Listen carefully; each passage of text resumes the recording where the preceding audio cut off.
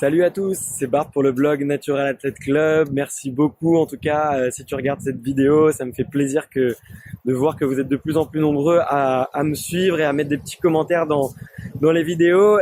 D'ailleurs, si tu découvres ma chaîne par l'occasion de cette vidéo, n'hésite surtout pas à t'abonner pour aller voir plein d'autres vidéos sur la musculation, l'alimentation, comment progresser intelligemment, comment devenir performant et tout en étant intelligent.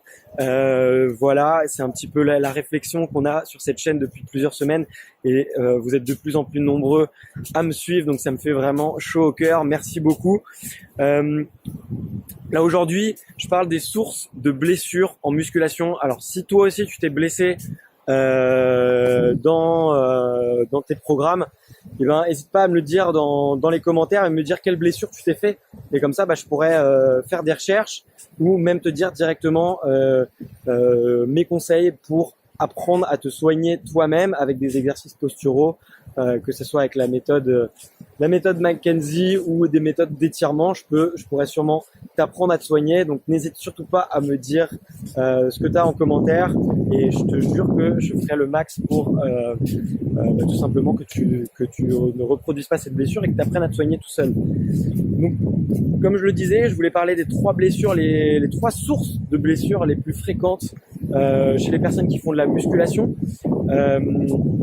Je te conseille vraiment d'écouter jusqu'au bout, surtout la dernière, tu vas voir, elle va te surprendre un peu, mais je l'ai vu dans des statistiques qui ont été faites par des kinés et en association avec des gérants de salles de sport aux États-Unis. C'est une étude qui a été faite sur des milliers de personnes qui se sont blessées et moi j'ai été hyper surpris, donc je te recommande vraiment de regarder jusqu'au bout pour voir un petit peu les dernières sources, toutes les sources de blessures. La première source de blessure, alors c'est pas celle qui fait le plus de blessés, mais c'est une des raisons pour lesquelles beaucoup de gens se blessent et je trouve que c'est une raison qui est dommage. Tout simplement, c'est que il y a beaucoup de gens qui pensent qu'à toutes les séances, on doit donner le meilleur de notre force et qu'à chaque séance, on doit aller chercher la dernière rep, qu'à chaque séance, on doit tout simplement se faire mal. Ça, c'est une des sources de blessures qui est très fréquente, c'est la dernière répétition.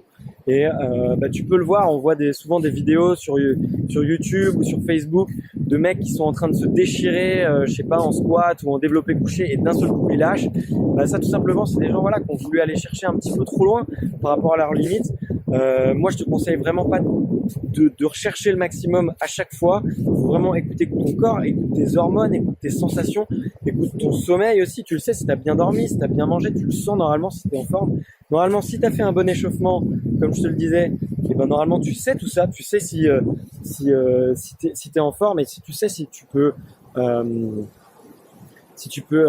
faire une séance où tu vas aller chercher tes max.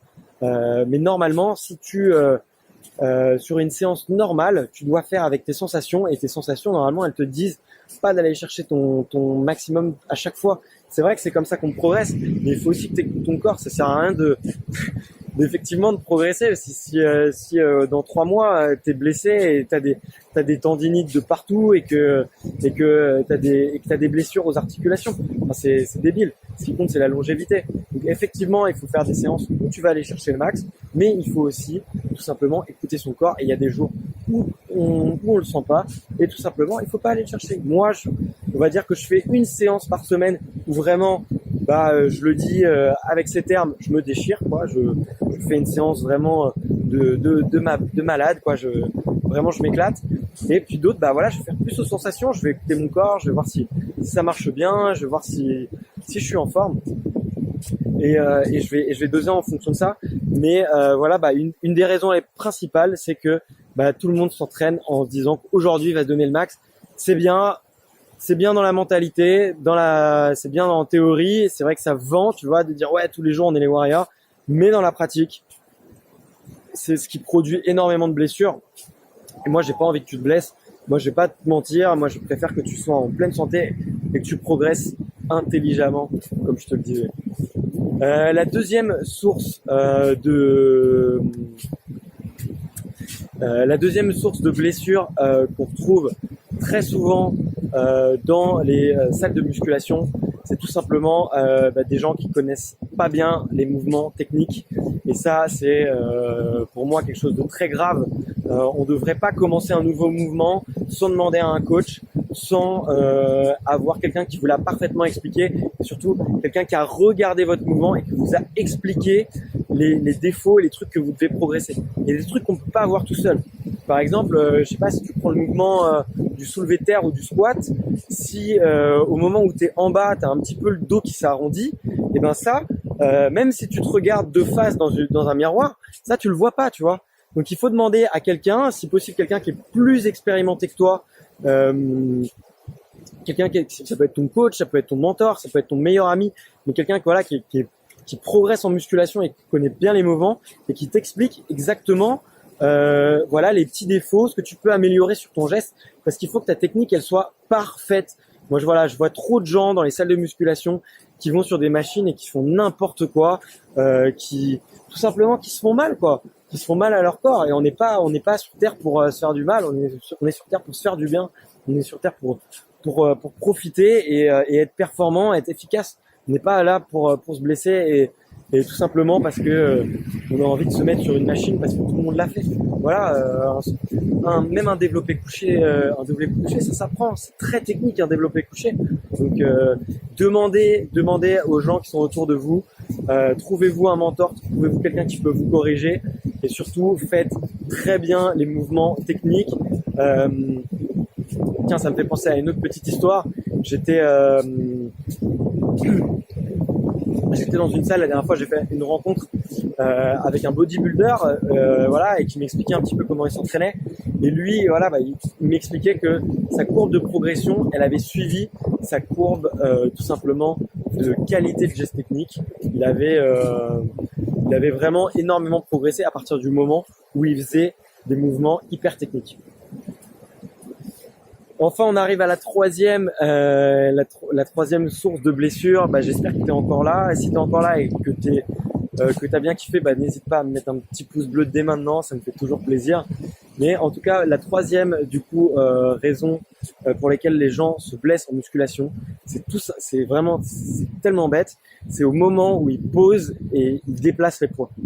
Donc, faites attention. Là aussi, je te dis, ça vient d'une étude qui a été faite aux États-Unis, partout, avec des salles de musculation et des kinés. C'est une énorme source de blessures, tout simplement. C'est les gens qui déposent le poids, qui arrondissent le dos et qui se font mal et qui vont essayer de porter, 30 kilos, une haltère de 30 kilos par terre en arrondissant.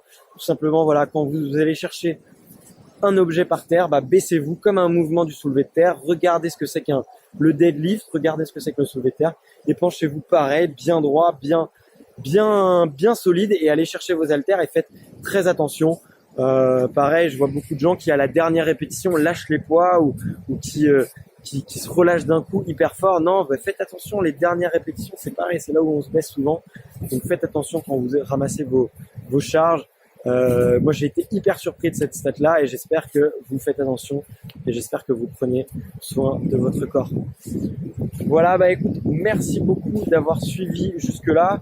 Je sais pas si tu as vu ma dernière vidéo, tiens, ça doit être quelque part par ici ou par là, je ne sais jamais, pour savoir comment tout simplement comment progresser plus vite et plus intelligemment en musculation. Je te la recommande de la voir.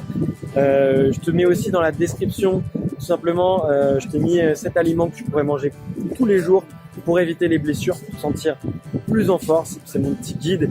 Et si tu as envie que je te fasse d'autres vidéos sur la musculation, n'hésite pas à me le dire en commentaire et à t'abonner. C'est super chouette. On se donne rendez-vous très bientôt sur la chaîne ou sur le site naturalathleteclub.com. Je te remercie d'avoir regardé jusque-là. Continue d'être un sportif intelligent. Continue de progresser intelligemment et on se retrouve très bientôt. Allez, ciao, ciao!